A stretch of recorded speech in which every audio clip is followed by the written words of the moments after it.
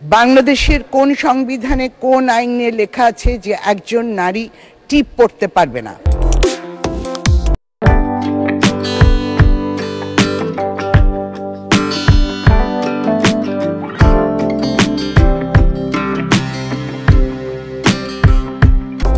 সংসদের সবাইকে শুভেচ্ছা, দেশবাসীকে শুভেচ্ছা, আপনাকে শুভেচ্ছা।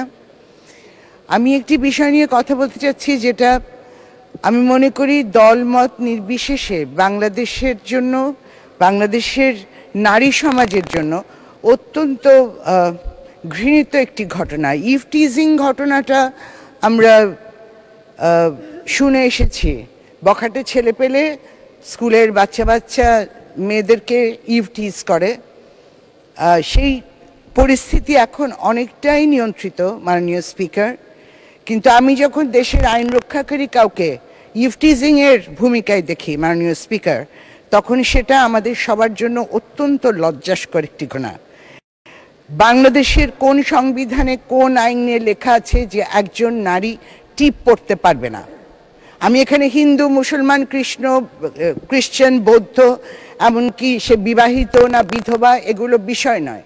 বিষয় হচ্ছে একটি মেয়ে টিপ পড়েছে এবং সে একজন শিক্ষক, একটি কলেজের শিক্ষক। তাকে রিকশা থেকে সে নামার পরে ওখানে দায়িত্বরত পুলিশ অফিসাররা একেবারে সুষ্ঠু ইংরেজিতে এটাই শব্দ, ইভটিজ, নারীকে উস্কানো, নারীকে কি বলি, টিজিং এর বাংলা কি বলবো, অবজ্ঞা করা বা অবহেলা করা, ছোট দেখানো। এবং উনি যখন প্রতিবাদী হয়েছেন তখন ওনার সাথে তুই তোকারি করা হয়েছে, অসম্মান করা হয়েছে। এইটা গ্রহণ করা, এটা মাননীয় স্পিকার, এটা আমি সরকারি দলকে রিপ্রেজেন্ট করি না, আমি বিরোধী দলকে রিপ্রেজেন্ট করি, এগুলোর ঊর্ধ্বে আমাদের প্রধানমন্ত্রী সবসময় বলেছেন যে মানুষ আগে, মানুষের অধিকার আগে। বঙ্গবন্ধু বলেছেন, আমাদের জাতির পিতা, সর্বকালের সর্বশ্রেষ্ঠ বাঙালি বলেছেন যে মানুষকে ভালোবাসতে হবে, মানুষের স্বাধীনতা, একটা মানুষের কথা বলার অধিকার, তার জীবনযাপনের অধিকার, তার মৌলিক অধিকার।